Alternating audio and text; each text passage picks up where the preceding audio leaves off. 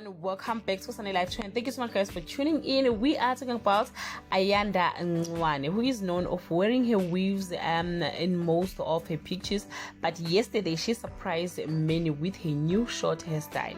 On her social media platform, Ayanda shared her amazing picture captioned restoration. Guys, Ayanda has been through a lot. That included the passing of her husband, the gospel singer Sifiso Ncwane. A mother of two also shared her mother's passing on social media last year. Indeed, life has robbed her many things. It's time she focused on herself. We will find out more about her on the new reality show Housewives in Durban that will be aired on Showmax very soon.